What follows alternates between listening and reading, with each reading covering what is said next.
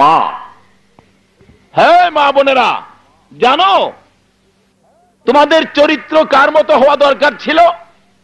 তোমাদের সর্দারিনী হবে খাতুনে জান্নাত ফাতেমাতুজ জাহরা, নবীর কলিজার টুকরা হাসাইন আর হুসাইনের মা হযরতে শেরে আলীর বিবি।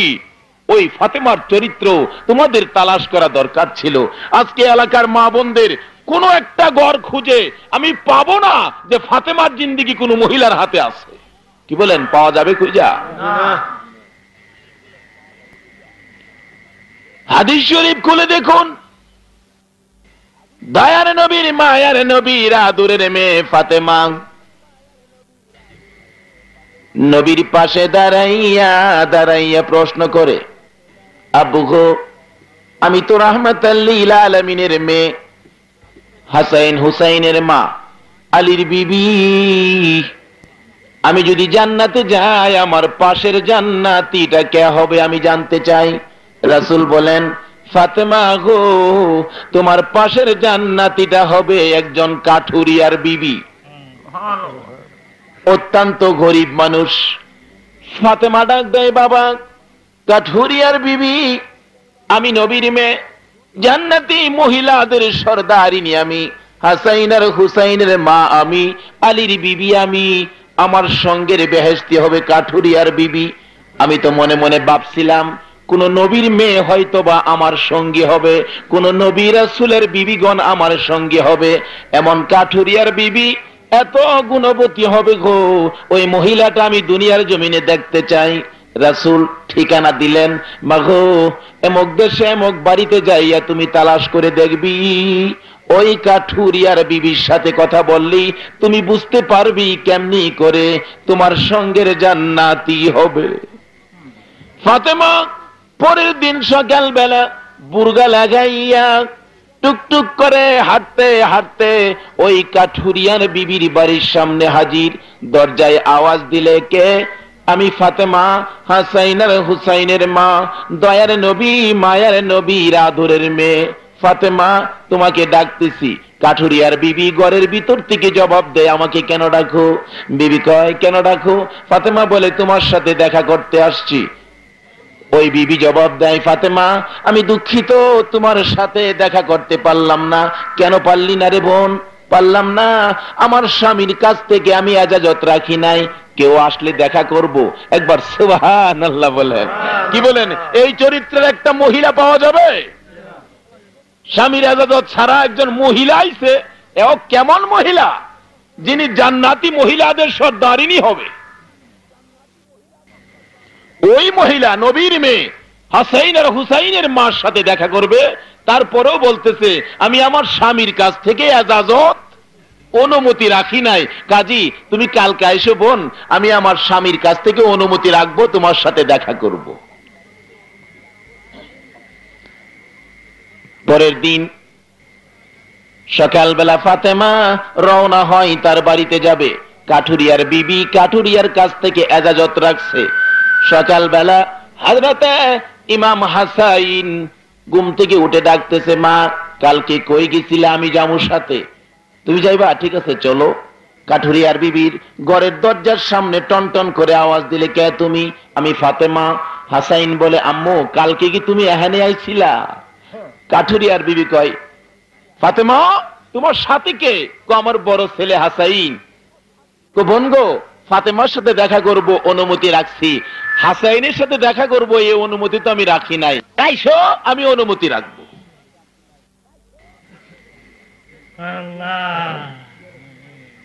জান্নাতি মহিলাদের সর্দারিনী কাকে বানাইছে?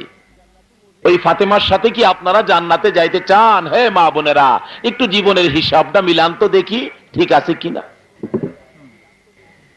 কালকে আইসো। ফাতেমা ফিরে আসলেন। তৃতীয় দিন সকালবেলা রওনা হলেন। স্বামীর কাছ থেকে হাসাইন আর ফাতেমার এজাজত পরিষ্কার করে রাখলেন। পরের দিন সকালে ঘুম থেকে উঠলে হুসাইন কয়, আম্মু, কালকে বড় ভাইরে লইয়া কই গেছিলে? আমিও যাবো। বাড়ির সামনে আওয়াজ দিলে টনটন, কে? আমি ফাতেমা। হুসাইন কয়, আম্মু, বড় ভাইরে লইয়া কালকে এখানে আইছিলা? কাঠুরিয়ার বিবি জিগায়, তোমার সাথে কে? আমার সাথে আমার ছোট ছেলে হুসাইন। বোন গো, দুঃখিত পারলাম না, আমি তো হুসাইনের কথা স্বামীর কাছ থেকে আমি বইলা রাখি নাই। ফাতেমা ডাকতেছে, বোন আর তোমার সাথে দেখা করতে হবে না, আমি একটা খবর তোমারে শোনাইয়া দেই। বোন গো, তোমার এই ব্যবহার করে কত লাভ করেছো, স্বামীর কথা মতো চইলা কি লাভ করেছো, এমন ভাবে পর্দায় থাইকা তোমার জিন্দিগি কত সুন্দর হয়েছে। শুনো, আমি আমার বাবা আখিরি নবী উম্মতের কান্ডারির সাথে কথা বলতে যাইয়া প্রশ্ন করেছিলাম, বাবা গো, তুমি তো নবী সাইয়্যিদুল মুরসালিন, তুমি তো শ্রেষ্ঠ নবী, তোমার মেয়ে আমি ফাতেমা জান্নাতি মহিলাদের সর্দারিনী হবে, আমি ফাতেমার সঙ্গের বেহেশতিটা কে হবে প্রশ্ন করলে তোমার ঠিকানা দিয়েছিলেন, সেজন্য তোমার সাথে দেখা করতে চেয়েছিলাম। এমনি করে যদি স্বামীর ইজাজত ছাড়া তুমি একটা কদম সামনে না বাড়াও, যাই না রাখো তোমার ইবাদত কবুল হয়ে গেছে, তোমার জান্নাত হবে আমি ফাতেমার সঙ্গে। বলুন সুবহানাল্লাহ। আজকালকার সমাজের একটা মহিলা এরকম খুঁজে পাওয়া যাবে? আপনাদের কি মনে হয়?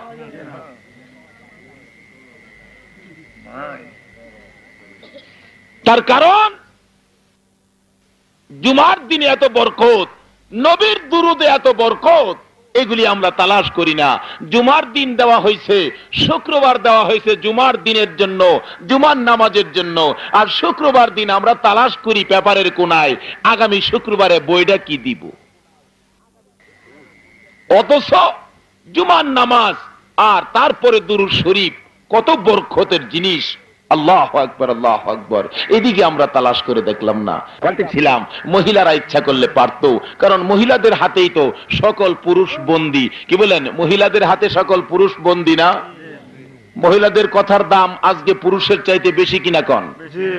আজকে আমরা হগলতে মিল্লা যদি কই আগামীকাল বাসের ভাড়া কমবো, কি বলেন কমবো?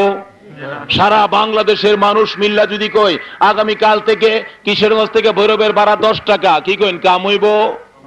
যদি খালি আমাদের দেশের মাননীয় প্রধানমন্ত্রী পেপারের উপরে হেডিং এ লেখা দিছে আগামীকাল থেকে ভৈরব থেকে কিশোরগঞ্জের ভাড়া 10 টাকা, কি বলেন ভাড়া কমছে কিনা কন? তাইলে আমাদের চাইতে মহিলার কথার পাওয়ার বেশি না কম? আর যদি তার পরের দিন বিরোধী দলের নেত্রী খালেদা জিয়া যদি লেখা দেয় এই ভাড়া হঠাৎ করে কমায়া বাস মালিকদের উপর বিপদ চাপায়া দেওয়া হয়েছে, আগামী 3 দিন পরে হরতাল, কি বলেন তার কথার দাম হয়েছে কিনা কন? আমরা যদি হগলতে মিল্লা কই হরতাল দাম নাই, অথচ আরেক মহিলা বইলা দিছে 7 তারিখে হরতাল, দেখবেন আগের থেকেই মানুষ যে হেন যাইবার পরিষ্কার করে গেলে এই দিন হরতাল হইব। আজকালকার দিনে দেখা যায় পুরুষের চাইতে মহিলার কথার দাম বেশি না কম? তাই বলতেছিলাম বিপদেও পড়বো মহিলারাই বেশি। জিন্দেগি তালাশ করুন খাতুনে জান্নাত ফাতেমাতুজ জাহরা হযরতে রাবিয়ার জিন্দেগি তালাশ করুন, আসিয়ার জিন্দেগি তালাশ করুন। মা বোনেরা, হাদিস শরীফ করলে পাওয়া যায়, ইতিহাস করলে পাওয়া যায়, মেয়ে লোকেরা সবচেয়ে বেশি পাগল ছিল নবীর জন্য। কন্যা একবার সুবহানাল্লাহ। সর্বপ্রথম যিনি নবীর পরিচয় পেয়েছেন, নবীর জন্য পাগল হয়েছেন, ইনি হলেন মা আমেনা। আমেনার জিন্দেগি খুললে পাওয়া যায় নবী পাক যখন মা আমেনার গর্ভে, মা আমেনা ঘর থেকে বাহির হইয়া বাড়ির সামনে গেলে দেখা যায় পাহাড় থেকে বিরাট বড় এক বাঘ দৌড়ায় আসতেছে। বাঘ দেখলে কার ভয় না আসবে, কি মনে করেন? আমেনা বাঘ দেখে থরথর করে কাঁপতেছে।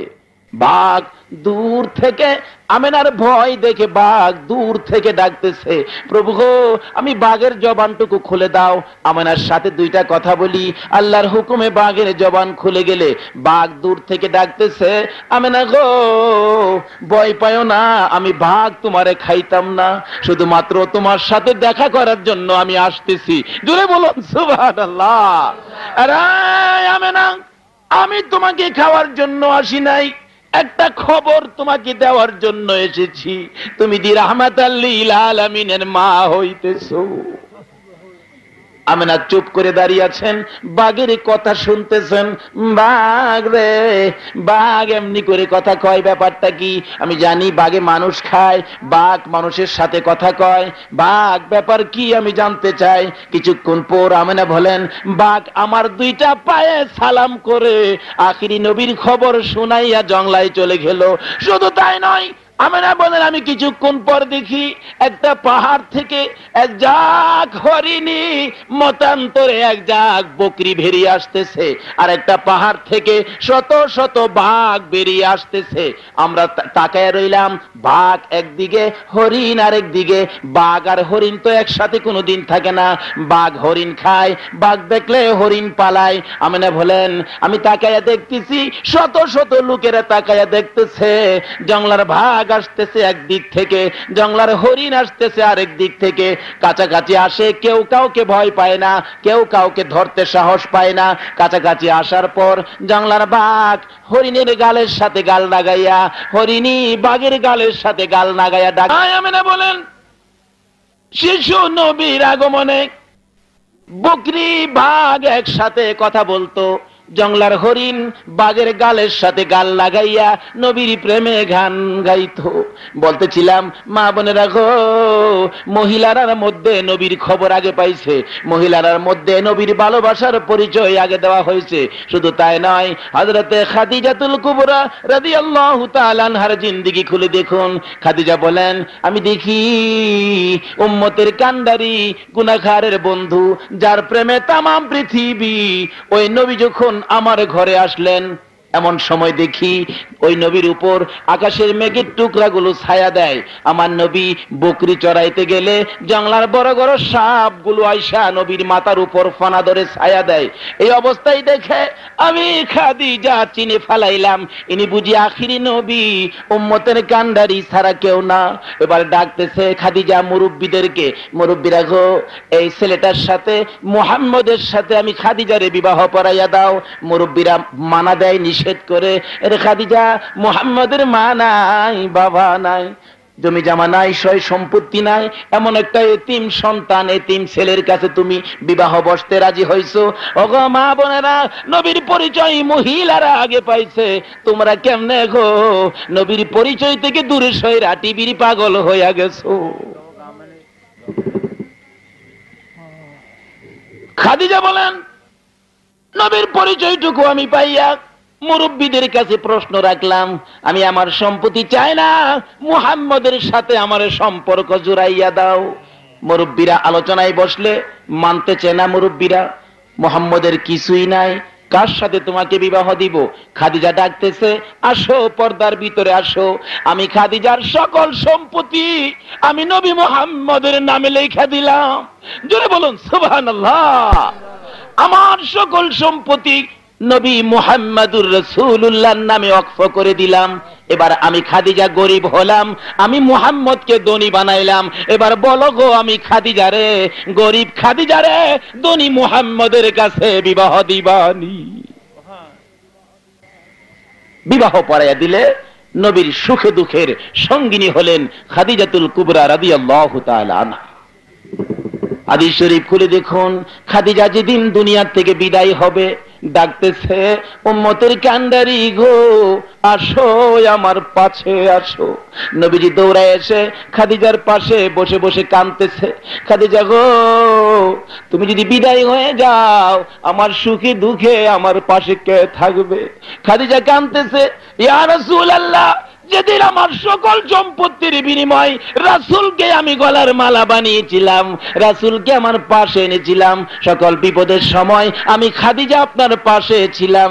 নবী গো, আমি খাদিজা বিদায় হয়ে কবরে চলে যাইতেছি, আমি চোখের পানি দিয়া বুক ভাসাইতেছি গো রাসূল, আমি খাদিজা বিদায় হলে আপনার সুখে দুঃখে পাশে কে থাকবে? এমন সময় রাসূল কান্দে, খাদিজাও কান্দে। ফাতেমা ছোট্ট মেয়ে দৌড়ে গেছে, মা গো তুমি কান্দো, আমার বাবাও কান্দে। ও মা, কেন কান্দো আমি জানতে চাই। এবার খাদিজা ফাতেমারে টাইনা বুকে নিয়ে বলতেছে, মা গো, তোমার এতিম বাবার জন্যই আমি কান্দি। কন্যা সুবহানাল্লাহ। তোমার বাবার চোখের পানি দেখলে আমি খাদিজা সইতে পারি না গো। এমন একদিন ছিল যেদিন আমি খাদিজা সবকিছুর বিনিময়ে তোমার বাবার প্রেমের মালা গলায় নিয়েছিলাম। আজকে আমি খাদিজা দুনিয়ায় থাকবো না, বিদায় হয়ে যাব, তোমার তিন বাবারে কে আদর করবে গো? ফাতেমা মার গলায় ধরে চোখের পানিগুলো মুছতেছে আর ডাকতেছে, মা গো, ও মা, তুমি কান্দো না, আমি কথা দিলাম আমার তিন বাবারে আমি ফাতেমা আদর করব। আমার তিন বাবারে আমি ফাতেমা আদর করব, আমি মার মতো আদর করব আমার তিন বাবারে। এমনি করে ফাতেমার পরিচয়টুকু দিলেন, কেমনি করে আদর করবে। মহিলারা গো, মা জাতি গো, নবীর জন্য মহিলাদের জিন্দিগি খুললে পাওয়া যায় তারাই বেশি বেশি পাগল হয়েছে নবীর জন্য। বলতেছিলাম নবীর জন্য পাগল হইয়া তাদের জিন্দিগি কত পরিষ্কার করেছে। এই জন্য মহিলাদের সাথে সম্পর্ক নবীর বেশি ছিল, মহিলাদের পক্ষে রাসূল ছিলেন। নবীর প্রেমে পাগল হয়ে যেই সমস্ত মহিলারা মাবুদকে রাজি করেছে তাদের জন্য দুনিয়া থেকে সুখবর পেয়েছে। কন্যা একবার সুবহানাল্লাহ। যা বলতেছিলাম এই মহিলাদের কথা, মহিলারা ইচ্ছা করলে এখনো পারে পুরুষদেরকে, সন্তানদেরকে সত্যপথের নিশান হাতে তুলে দিতে। হাদিস শরীফ খুলে দেখুন, নবী বলছে নামাজের মাধ্যমে তোমরা কি করো? রিজিকের তালাশ করো, যা দরকার নামাজের মাধ্যমে আল্লাহর দরবারে চাও। এক সাহাবী নামাজে দাঁড়াইছে, ঘরে খাউন নাই, সারাদিন নামাজ পড়ছে, বিকাল বেলা খবর লইছে খাউনের বা হইছে, কয় না, কয় তাইলে আমার নামাজ হইছে না। নবী কইছে নামাজ পড়লে হইব, হইছে না যখন তাইলে আমার নামাজ হইছে না। আমরা হইলে কি করলাম? হইলে আল্লাহ কানা হয়েছে গা, দেখে না বুঝি। আবার উঁচু করে নামাজে দাঁড়াইছে, কোন খবর হইছে? না, তাইলে ওহনো আমার নামাজ হইছে না। আবার উঁচু করে নামাজে দাঁড়াইছে, এবার একটা বাচ্চা মেয়ে দৌড়ায় গেছে, আব্বু তাড়াতাড়ি আয়ো, কি দেখো ওই যে গম ভাঙ্গাইতা পাথরের চাকাটা এটা ঘুরতাছে আর চারদিক দিয়ে আড়া বাইরিতাছে। সুবহানাল্লাহ। সাহাবী বাড়িতে আইছে, আইসা দেখে ঠিকই আড়া বাইরিতাছে, দেখ ডুক যাসিন সব বসছে। সাহাবী কই করতে আই রে, এত আড়া কইতে বাইরিতাছে, গম টম নাই, ব্যাপারটা কি? পাথরের চাকা একটু আলগি দিয়া দেখতে চাইছিন, কইতে আইয়ে আলগি দেওয়ার সাথে সাথে আড়া বাইর হওয়া বন্ধ হয়ে গেছে। সাহাবী দৌড়াইয়া উম্মতের গান্ডারি দয়ারে নবী মায়ারে নবীর সামনে হাজির। দয়ার নবী গো, আপনার কথা মতো নামাজ পড়তে থাকলে একবার পড়লাম হলো না, দুইবার পড়লাম হলো না, তিনবারের মাথায় আমার চাকা ঘুরতেছে, আড়া বাহির হইতেছে। রাসূল গো, ডেক পাতিল যা ছিল আড়া দিয়ে ভরলাম, দেখতে চাইলাম কোত্থেকে বাহির হয়, কিছুই পাইলাম না, শুধুমাত্র মাঝখানে একটা গম পড়ে আছে। তারপরে কি করছো? ছেড়ে দিলাম, আর চাকা ঘুরে না, আড়া বাহির হয় না।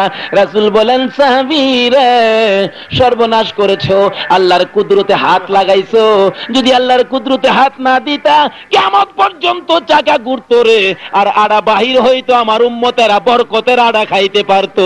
সুবহানাল্লাহ। এই নামাজের বেলা অহনো দেশের মাঝে গন্ডগোল আছে, নামাজের কথা জিগাইলে হিসাব মিলাইতারে না, আর বাকি সব মিলাইতারে।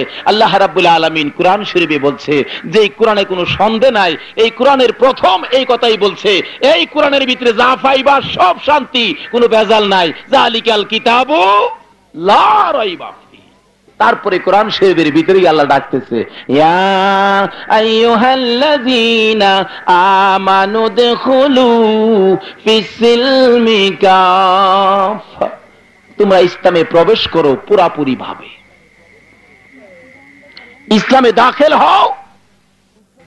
এই পরিমাণ, যেই পরিমাণ হইলে মানুষ কয় যথেষ্ট, আর লাগবে না।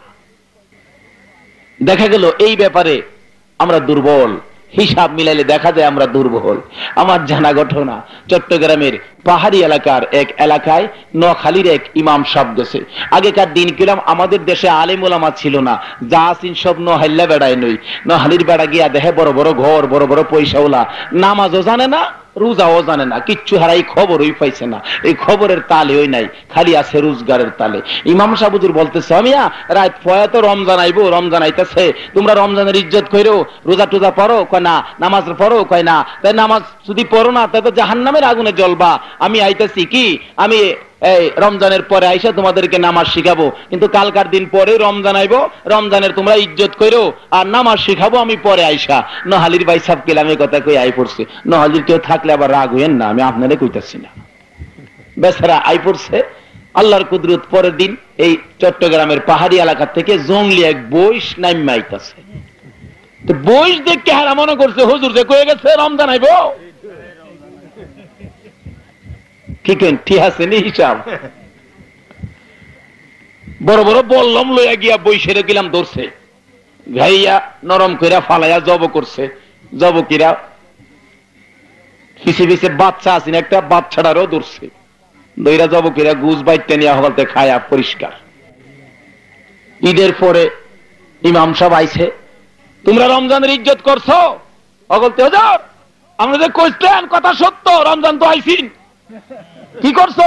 আমরা অগলতে মিল্লা খাই লাইছি। ইমাম সাহেব কও কি? হ্যাঁ কও কি না খাই লাইছি। আস্তাগফিরুল্লাহ আস্তাগফিরুল্লাহ করে আস্তাগফিরুল্লাহ খাইছি। বড়টা হইলো রমজান আর পিছের বাচ্চাটা হইলো ঘুমায় রয়েছেন আপনারা।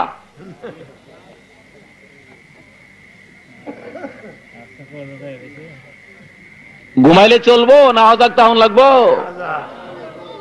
নবী খবর দিছে আবু বকর, মনে হয় আমার মার দেশ বাবার দেশে থাকতে পারবো না রে আবু বকর, মনে হয় আমার হিজরত করতে হবে, সঙ্গী হবে তুমি আবু বকর। ওই দিন থেকে আবু বকর কিতাব সাক্ষী দেয় 6 মাস পর্যন্ত ঘুমাইছে না। কি বলেন? 6 মাস পর্যন্ত বিছানা ফিটই লাগাইছে না। অহন যদি নবী আইসা এই কুনাত খারিয়া কইতো, হে আমার উম্মতেরা চলো তোমরা আমার সঙ্গে মদিনায় যাইতে হবে, আপনারা কি যাইতেন না ভাই যাইতেন গা? কেডা কেডা যাইতেন হাত তুলেন যে দেখি। নারে তাকবীর নারে তাকবীর, হাত নামান। আপনারা তো আবু বকরের চেয়ে কম না ইনশাআল্লাহ। কি ঘুমায় থাকলেইব না জাগ্রত থাকুন লাগবো? কোন জানা নবী এখনো তো উম্মতের দরদি, এখনো তো নবী কারো বাড়িতে আইসা একটা দেখা দিতে পারে। নবী স্বপ্নের দিদার যদি নসিব হয় তাহলে বলুন জাহান্নামের আগুন কি হবে? আরো জোরে বলেন কি হবে? এই নবীকে একদিন বাড়িতে আনেন না, আনতে হলে নবীর জন্য পাগল হতে হবে। নবী যে দিনের জন্য রক্ত দিয়েছে, দাম ধন শহীদ করেছে, না খায়া পেটে পাথর বাঁধছে, এমনি করে ওই দিনের জন্য এই নবীর তরিকার জন্য পাগল হতে হবে। যা বলতেছিলাম পরিষ্কার করুন, হাদিস শরীফ খুলে দেখুন। রাসূল পাক সাল্লাল্লাহু আলাইহি সাল্লাম খাতুনে জান্নাত ফাতেমাতু জাহরার ঘরে গেছে। কোরআন শরীফে আল্লাহ বলছে আমানুদখুলু বিসিলমি কাফা, পুরাপুরি ভাবে দাখিল হও। ওই কোরআনের ঘোষণা যেই কোরআনে বলছে কোন সন্দেহ বা নাই।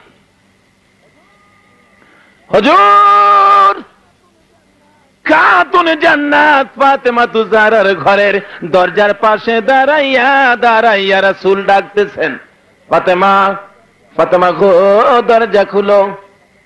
নবী দেখে ফাতেমা বসে বসে নামাজ আদায় করতেছে। সালাম ফিরাইলে নবী ধমক দিলেন, হ্যাঁ ফাতেমা বসে বসে কেন নামাজ পড়ছো?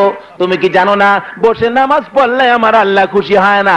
ফাতেমা চোখের পানিগুলো গড় গড় করে ছেড়ে দেয়, বাবা গো আমি বসে বসে নামাজ পড়লাম এই জন্য আজকে 3 দিন পার হয়ে গেছে গো বাবা, আমি ফাতেমার চুলায় আগুন জ্বলে না।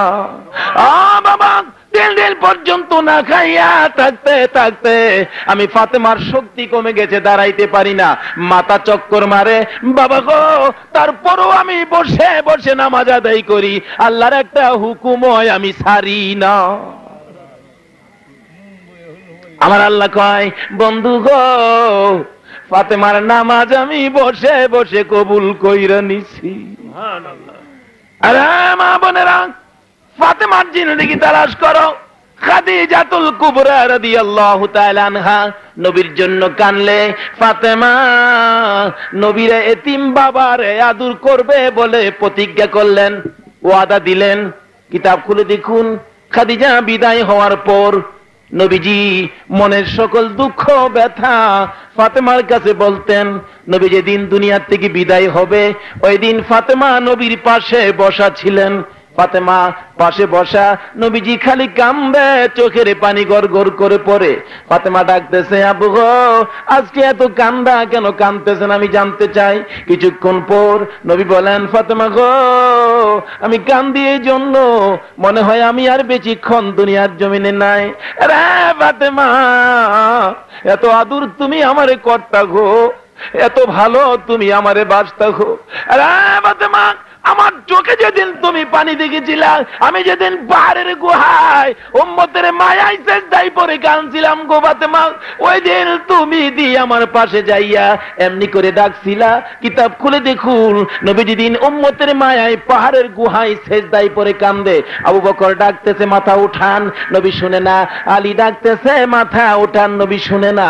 উসমান ডাকতেছে মাথা উঠান, শুনে না। উমর ডাকতেছে মাথা উঠান, নবী শুনে না। আরে ফাতেমা, ওই দিন তুমি আমার মার মতো দৌড়াইয়া আমার গানের কাছে মুখ লাগাইয়া ডাকছিলা, বাবা গো এমনি করে আর কান্দো না গো বাবা, কথা দিলাম আমি ফাতেমার সকল নেকি তোমার উম্মতের জন্য দান করে দিব। এমনি করে ডাকলে তারপরেও বাবা তুমি মাথা উঠাইছ না, আজকে এমনি করে কেন কান্দো? বাবা গো যেদিন এমনি করে কাঁদছিলা, ওই দিন দিয়ে আমার হাসাইন আর হুসাইনকে তোমার দুই পাশে বসাইয়া বসাইয়া নানা নানা করে ডাকাইয়া তোমারে উঠাইছিলাম। ওগো বাবা, তারপরও তুমি এমনি করে কাঁদলে আমি মা ফাতেমা সইতে পারি না। নবী ডাকতেছে, ফাতেমা আর বেশিক্ষণ আমি দুনিয়ার জমিনে থাকবো না, সেই জন্য আমি কান্দি। কিতাব খুলে দেখুন ফাতেমা নবীর জন্য কেমনি করে পাগল ছিলেন। ওগো মা বোনেরা, এই ফাতেমার জিন্দিগি পড়ো, এই ফাতেমার জিন্দিগি ঘরে আনো। ফাতেমার জিন্দিগি, ফাতেমার আমলের একটা আমল যদি তোমার আমলে ফিট করতে পারো, আসরের ময়দানে ফাতেমা তোমারে সারা জান্নাতে পাও দিবে না। বলতেছিলাম খাতুনে জান্নাত ফাতেমাতুজ জাহরার আমল কত পরিষ্কার ছিলেন। একদিন বলতেছেন ফাতেমা নবীজির কাছে যাইয়া, আব্বা আমি একটা কথা বলার জন্য আসছি। নবী বলেন, মা তুমি তো আসছো, আমার একটা কথার জবাব তুমি আগে দাও। কি আব্বা? তুমি যে আসছো, যে বুরকাটা পরে আসছো, মতান্তরে যে কাপড়টা, যে ওড়নাটা তুমি গায়ে দিয়ে আসছো, এটার সামনের ভাগে একটা ছেদ্র দেখা যায়, আঙ্গুলের মাথাটা ডুববে। হাদিস শরীফে বলছেন আঙ্গুলের মাথা ডুববে, এই পরিমাণ একটা ছেদ্র। এবার খাতুনে জান্নাত ফাতেমাতুজ জাহরার বুরগার মধ্যে নবী বলেন, ফাতেমা এই ছেদ্রটা কি বন্ধ ছিল না খোলা ছিল? এবার ফাতেমা বলতেছেন, আবু গো আমি ভিতরের দিক দিয়া মুট করে ছেদ্রটা বন্ধ করে আপনার বাড়িতে আসছি। নবী বলেন, ফাতেমা এই ছেদ্রটা যদি খোলা রাইখা তুমি আমার বাড়িতে আইতা, এই ছেদ্র দিয়া যদি কোনো বেগানা পুরুষ তোমারে দেখতো, তুমি মারা গেলে আমি নবী তোমার জানাজায় শরীক হতাম না। মা বোনেরা, কোন দিন জানি সাদা কাফন বাড়িতে আসে, হিসাব মিলাও ফাতেমার জিন্দিগির সাথে তোমার জিন্দিগি বনবে কিনা। শুধু তাই নয়, দয়ার নবী মায়ার নবী দুনিয়ার থেকে বিদায় হওয়ার আগ মুহূর্তে এমনি করে ফাতেমা কাছে বসে কাঁদতেছে, বাবা গো তোমার চোখে পানি দেখলে আমি ফাতেমা সইতে পারি না। ও বাবা তুমি কাঁদো না, বলো তোমার উম্মতের জন্য কি করতে হবে। শুধু তাই নয়, কিতাব সাক্ষী দেয় ইমাম হাসাইন আর হুসাইন কি পর্যন্ত নবীর উম্মতের জন্য কুরবানির কথা ফাতেমা বলেছিলেন। এমনি করে দোয়া কবুল হয়েছে। মা হইয়া এতিম বাবার জন্য, মেয়ে হইয়া এতিম বাবার জন্য এমনি করে পাগল ছিলেন। এমনি করে ফাতেমা দুনিয়ার মহিলাদেরকে শিক্ষা দিয়েছিলেন। ফাতেমা বলতেছেন, আব্বু গো এমনি করে কেন কান্দেন? আমার দুই ছেলে কুরবানি করলাম আপনার উম্মতের জন্য, আমি ফাতেমার সকল জিন্দেগির নেকি আপনার উম্মতের জন্য দিয়ে দিলাম, তারপরও আপনি কাঁদতেছেন। ফাতেমা কান্দে, রে বাবা আর কত কাঁদবেন আমি জানতে চাই। নবী বলেন, ফাতেমা আর বেশিক্ষণ তোদের মধ্যে আমি থাকবো না, কিছুক্ষণের মধ্যে আমি দুনিয়ার থেকে বিদায় হইয়া যাইব। দয়ার নবী মায়ার নবী এমনি করে ফাতেমার সাথে কথা বলতেছে। ফাতেমা ডাকতেছে, আব্বু গো ও আব্বু, আপনি যেদিন হাসরের ময়দান কায়েম হবে, এদিন বিপদে পড়ে কান্দে থাকলে, আপনি বিপদে পড়ে চোখের পানি দিয়ে বুক বাসাইলে, আমি আমার মার কাছে বলে রাখছি আমি আমার এতিম বাবার আদর করব। বাবা গো ওই দিন যদি তুমি কান্দো, আমি ফাতেমা কই থাইকা তোমারে আদর করব, তোমারে কোথায় পাবো আমি ফাতেমার কাছে বলে দাও। এবার নবী বলতেছেন, ফাতেমা গো হাসরের ময়দানে আমারে পাবে রে ফুলসিরাতের কিনারে। বাবা পুলসিরাতের কিনারে যদি না পাই তাহলে কই পাবো বলে দাও। নবী ডাক দেয়, ফাতেমা গো, পুলসিরাতের কিনারে যদি না পাও যাইও মিজানের পাল্লার কিনারে। বাবা গো, মিজানের পাল্লার কিনারে যাইও, যদি তোমারে না পাই কোথায় পাবো? আরে ফাতেমা, তাহলে যাইও হাউজে কাউসারের কিনারে। ও বাবা, হাউজে কাউসারের কিনারে যাইও যদি তোমারে না পাই, আমি ফাতেমা কোথায় যাব? নবী চোখের পানিগুলো গড়গড় করে ফেলাইয়া কান্দে, ফাতেমা রে, তারপরেও যদি আমারে না পাস, জাহান্নামের 7টা গেটের দরজায় যাইয়া দেখবে রে, আমি দয়াই আর আসবে না। বলতেছিলাম, ফাতেমা দরজার কাছে যায়া দেখে এমন একটা লোক দাঁড়াইয়া রইছে, যার পাও 2টা জমিনে, মাথাটা হবে আকাশে। পাও জমিনে, মাথা আকাশে। এমন একটা মানুষের চেহারা দেখলে কি কন, লীল হইয়া থাকবনি মানুষ। বাবারে বাবা, এটা কি? কিতাবে লেখে আজরাইল এত বড় হবে, পৃথিবীর সমস্ত নদ নদীর পানি যদি আজরাইলের মাথায় দেওয়া হয়, 4 ভাগের 1 ভাগও ভিজতো না। কন্যা সুবহানাল্লাহ। এত বড় আজরাইল আইব, প্রত্যেকের সামনে একদিন আইব। 32 ফাইরের দাঁত হইব ভাই সাহেব, 32 ফাইরের দাঁত। অহন্ত মাত্র আমরা এই অবস্থায়, যদি 10 লাফাইরের দাঁত লইয়া রাস্তাত কেউ খারো আর ওয়াজ হইনে গেছে, খালি যদি দেখে যে 10 ফাইরের দাঁত লইয়া খাইছে, কোন তাই শক্ত হইয়া মাটিত পইরা গেছে কিনা কোন। আর 32 ফাইরের দাঁত লইয়া আইব।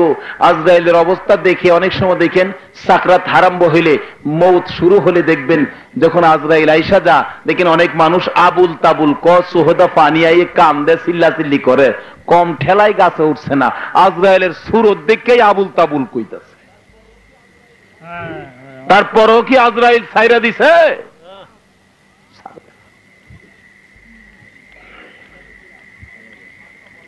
বলতেছিলাম, ফাতেমা বলতেছে, আব্বু এই লোকটারে তো আমি চিনি না, এত বড় লোক। নবী বলেন, ফাতেমা গো, দরজা খুলে দাও, ইনি হলেন মালাকুল মউত, কিছুক্ষণের মধ্যে তোমারে এতিম বানাইয়া দিব।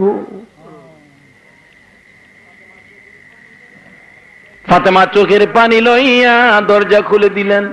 বাবা গো, তুমি যদি দুনিয়ার জমিনে না থাকো, আমি ফাতেমা কারে বাবা কইয়া ডাকবো? ও বাবা, আমার হাসাইন আর হুসাইন পেটের খিদা লইয়া যখন গলা কাটা মুরগির মতো লাফাইতো, তোমার কাছে লইয়া গেলে তুমি না খাওয়াইয়া শান্ত করে দিতা।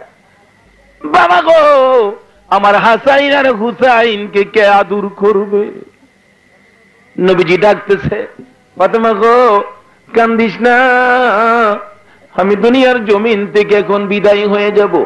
আজরাইল সামনে দাঁড়াইলে, নবীর সামনে বসলে, নবী ডাকতেছে, আজরাইল, আমি বুঝি এখন বিদায় হব?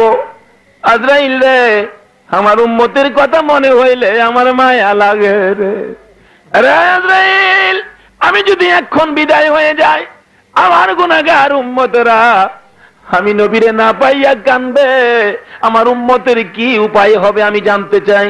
তুমি একটু বসো, আমার ভাই জিবরাইল আসুক। সঙ্গে সঙ্গে জিবরাইল হাজির। ইয়া রাসূলুল্লাহ, কেন কাঁদতেছেন চোখে পানি লইয়া? কাঁদবেন না, খবর নিয়ে আসছি আল্লাহর পক্ষ থেকে, আল্লাহর সালাম, আমি জিবরাইলের সালাম গ্রহণ করুন। নবী গো, কাঁদবেন না, আমার আল্লাহ ওয়াদা করেছে আপনার উম্মতগুলো বেহেশতের উপযুক্ত না করে কবর দেশে ডাক দিত না। কন্যা সুবহানাল্লাহ। হুজুর কাঁদবেন না, আপনার উম্মতগুলো জান্নাতের উপযুক্ত না করে আমার আল্লাহ দুনিয়ার থেকে ডাক দিবে না। নবী তবু কান্দে।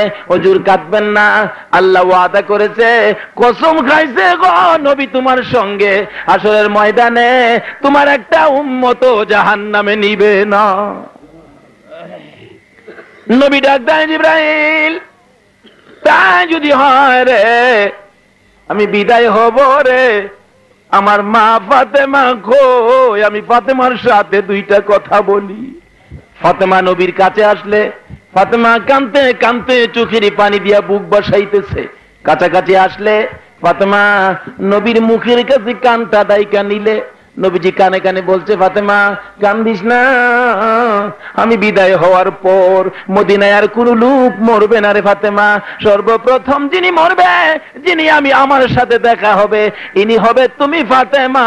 6 মাস পরে তুমি মরবে, আমি নবীর সাথে সর্বপ্রথম দেখা হবে। কান্দো না, তোমার আগে আমি নবীর সাথে আর কারো দেখা হবে না।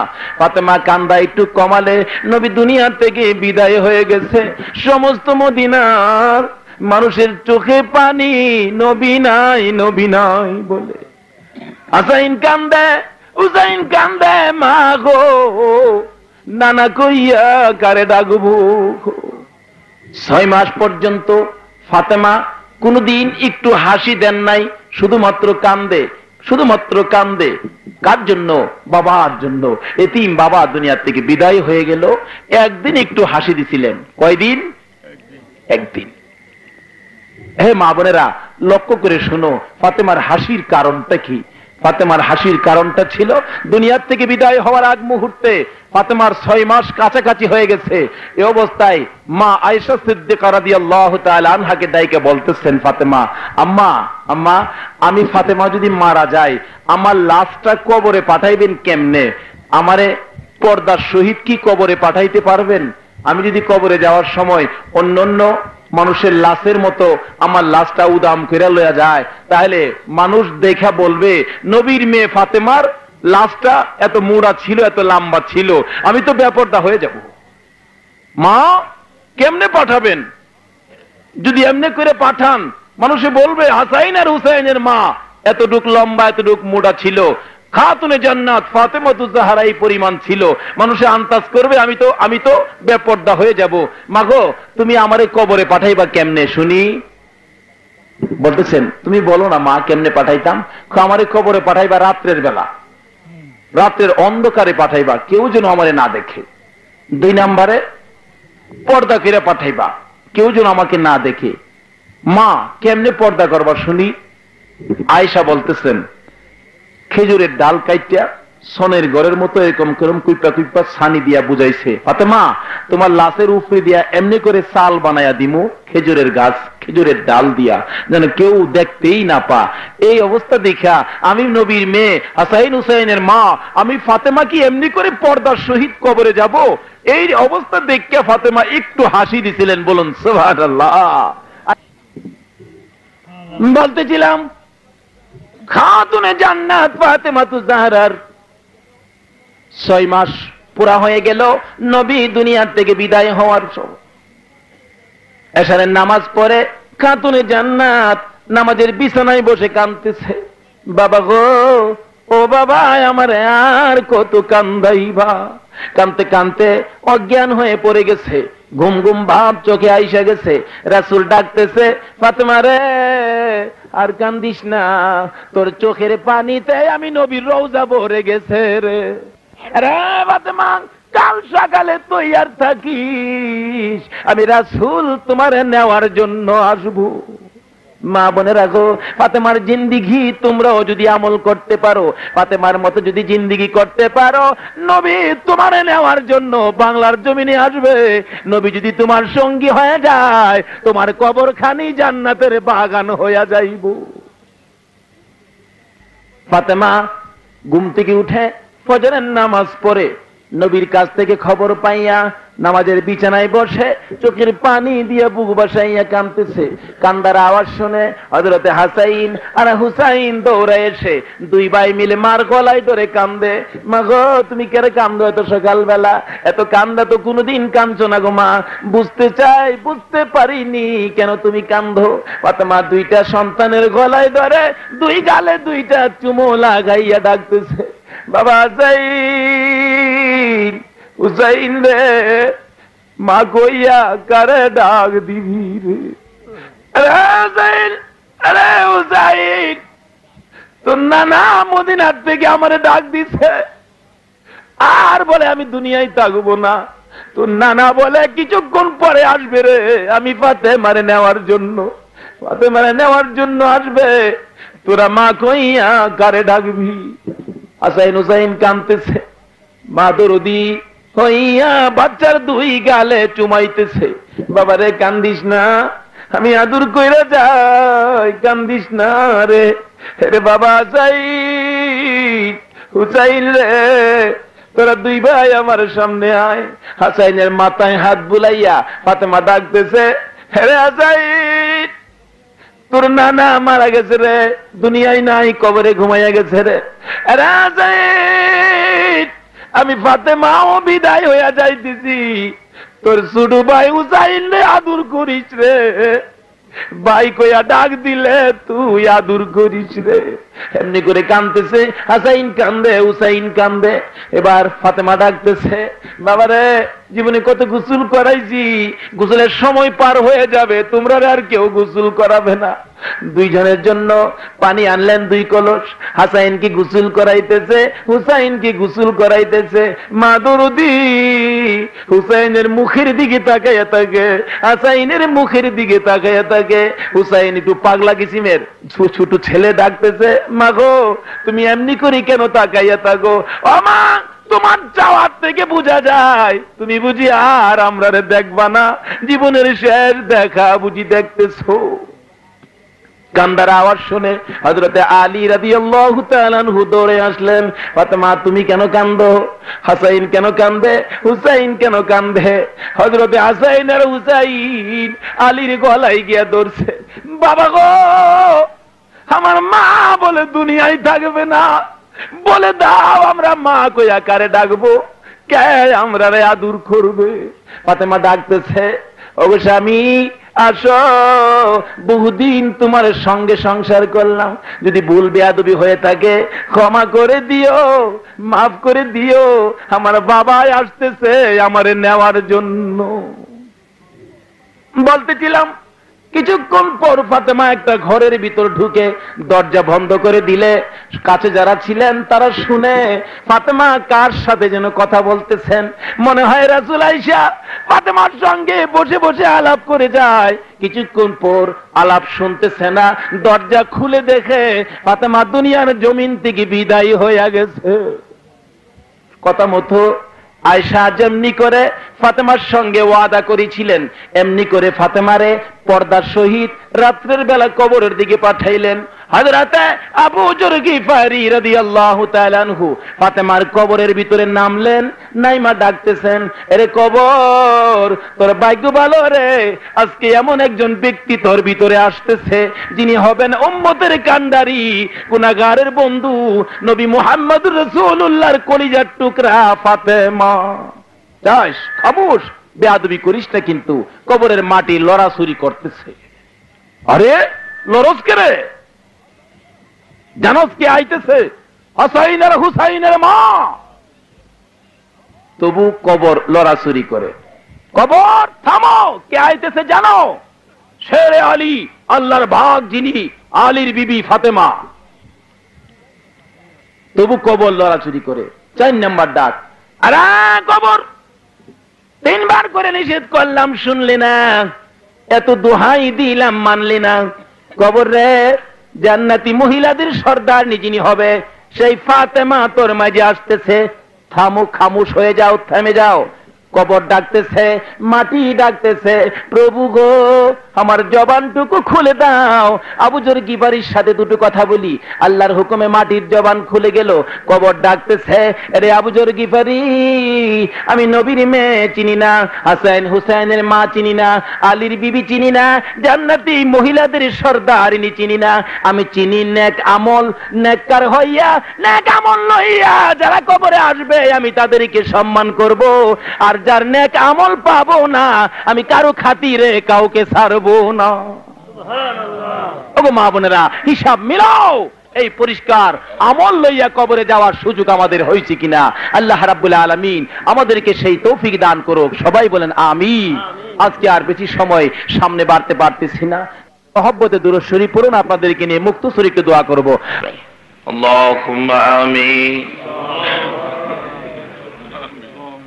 ربنا ظلمنا أنفسنا وإن لم تغفر لنا وترحمنا لنكونن من الخاسرين رب ارحمهما كما ربياني صغيرا রব্বুল আলামিন জান্নাতের বাগানে বসে জান্নাতি মেহমানদেরকে লইয়া